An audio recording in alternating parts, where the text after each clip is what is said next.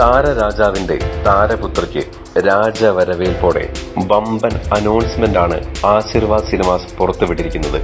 ആശീർവാദ് സിനിമാസിന്റെ 25ാം വർഷത്തിന്റെ മധുരം നിറഞ്ഞ പ്രോജക്റ്റുകൾ ഓരോന്നോരോന്നായി പുറത്തേക്ക് വന്നുകൊണ്ടിരിക്കുന്ന ഈ വർഷം ഇതാദ്യമായി ലൈം ലൈറ്റിന്റെ വെള്ളി വെളിച്ചത്തിൽ നിന്ന് മാറി നിന്നിരുന്ന മോഹൻലാലിന്റെ മകൾ വിസ്മയ മോഹൻലാൽ മലയാള സിനിമയിലേക്ക് ചുവട് വയ്ക്കുകയാണെന്ന വാർത്തയാണ് മോളിവുഡിലേക്ക് വന്നിരിക്കുന്നത്.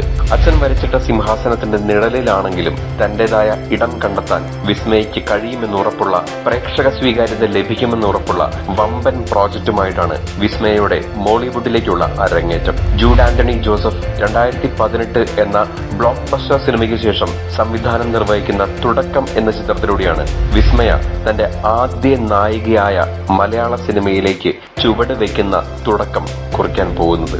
ചിത്രം ഒരു പക്ക ആക്ഷൻ പാക്ഡ് ഫാമിലി എന്റർടൈനർ ആയിരിക്കുമെന്ന് ചിത്രത്തിന്റെ ടൈറ്റിൽ വഴി മനസ്സിലാക്കാം. തുടക്കത്തിന്റെ ഓരോ അക്ഷരത്തിലും ആ പഞ്ചിങ്ങിന്റെ ഇഫക്റ്റും ഓരോ കിക്കിന്റെ ഇഫക്റ്റും കൊടുത്തിട്ടുണ്ട്. പ്രണവിന്റെ നായകനായുള്ള അരങ്ങേറ്റം പാർക്കോർ എന്ന അഭ്യാസ പ്രകടനം വഴി ആദി എന്ന ചിത്രത്തിലൂടെ ആയിരുന്നുവെങ്കിൽ ഇക്കുറി വിസ്മയുടെ തുടക്കം മുവായ് തായ് എന്ന ആയോധനകല മുൻനിർത്തിയുള്ള ചിത്രം വഴിയാണ്.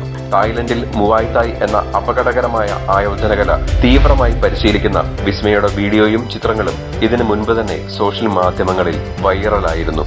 മെയ്വഴക്കത്തിൽ ലാലേട്ടനും പ്രണവിനും ഒപ്പം നിൽക്കുന്ന ആളാണ് താനെന്നും വിസ്മയ പലവട്ടം ലോകത്തിനു മുമ്പിൽ കാണിച്ചു കൊടുത്തിട്ടുമുണ്ട്. കൂടാതെ എഴുത്തിലും തന്റെ കഴിവ് തെളിയിച്ച വിസ്മയ ഉറപ്പായും ഒരുപക്ഷെ മലയാള സിനിമയ്ക്ക് അടുത്തൊരു മികച്ച നായികയായി ഉയരുമെന്നും ലാലേട്ടന്റെ അഭിനയ മികവുകൾ പിന്തുടരുമെന്നും നമുക്ക് പ്രതീക്ഷിക്കാം. വിസ്മയുടെ തുടക്കം മലയാള സിനിമയ്ക്ക് മറ്റൊരു പുതിയ തുടക്കമാവട്ടെ എന്ന് ആശംസിക്കാം.